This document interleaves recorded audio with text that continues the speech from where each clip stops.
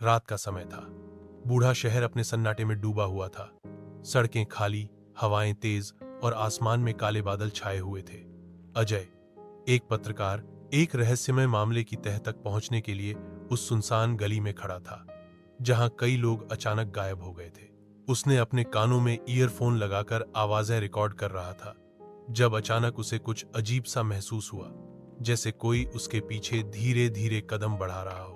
उसने पीछे मुड़कर देखा, लेकिन वहां कोई नहीं था। शायद मेरी कल्पना, उसने खुद से कहा, लेकिन दिल की धड़कन तेज हो चुकी थी। अजय का मकसद था उस इलाके की तहकीकात करना, जहां 1 महीने में 5 लोग बिना किसी सुराग के गायब हो गए थे। पुलिस ने इसे सिर्फ एक दुर्घटना माना, लेकिन अजय को शक था कि इसमें कुछ गहरा राज छुपा है। उसने सुना था कि वहां एक पुराना हवेली है जो कभी किसी राजा की थी, और कहते हैं कि उसमें भूत प्रेत का साया रहता है। जैसे ही वह हवेली के करीब पहुंचा, उसका दिल जोर जोर से धड़कने लगा।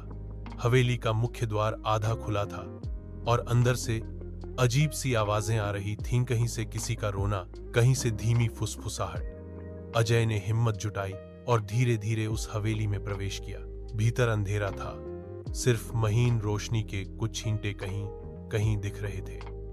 उसने अपने मोबाइल की फ्लैश जलाई तो एक पुरानी तस्वीर उसके सामने आई, जिसमें उसी हवेली के मालिक की तस्वीर थी, जिसके चेहरे पर एक अजीब सी मुस्कान थी।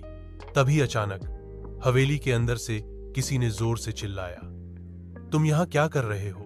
अजय ने दिल थामकर आवाज की तरफ देखा, लेकिन कोई दिख नहीं रहा था। उसने सोचा शायद कोई और भी खोज में आया है।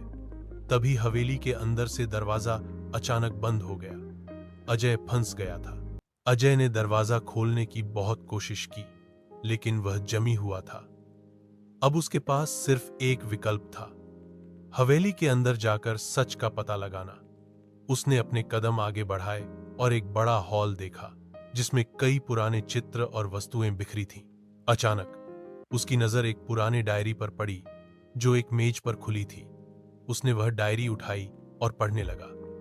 डायरी के पन्नों में हवेली के मालिक के बारे में लिखा था, जो एक बार एक अमीर जादूगर था। उसने अपनी आत्मा के बदले एक अमरत्व का दाव किया था, लेकिन उसकी आत्मा उस हवेली में कैद हो गई थी। जो भी उस हवेली में आता था, वह कभी वापस नहीं जाता। अजय ने महसूस किया कि वह सिर्फ एक साधारण जादू की बात नहीं है, बल्कि यहाँ कुछ असाधारण घटित हो रहा है। तभी हवेली के अंदर की दीवारें धीरे धीरे बंद होने लगीं और अंधेरा घना होने लगा। तभी एक ठंडी हवा के झोंके के साथ एक छाया उसकी तरफ बढ़ी। अजय ने घबराकर अपनी जेब से चमकदार चाकू निकाला और छाया की ओर बढ़ा। छाया ने धीरे धीरे रूप लिया। वह हवेली का मालिक था, जिसकी तस्वीर अजय ने देखी थी। तुम यहां क्यों आए हो? उस छाया ने गहरी आवाज में पूछा। अजय ने हिम्मत दिखाते हुए कहा, मैं सच जानना चाहता हूं। जो लोग यहां गायब हुए, उनकी क्या कहानी है? छाया ने गंभीरता से कहा, यहां जो आता है वह मेरी बंदी बन जाता है, लेकिन तुम अलग हो। तुम वो हो जिसने सच्चाई को उजागर करना है। अचानक हवेली की दीवारें टूटने लगीं और सारी बंदिशें खुल गईं। अजय ने देखा कि गायब हुए लोग एक कमरे में कैद थे। वे जिंदा और ठीक थे, पर उनकी आंखों में डर साफ दिख रहा था। अजय ने उनकी मदद की और सब मिलकर हवेली से बाहर निकले।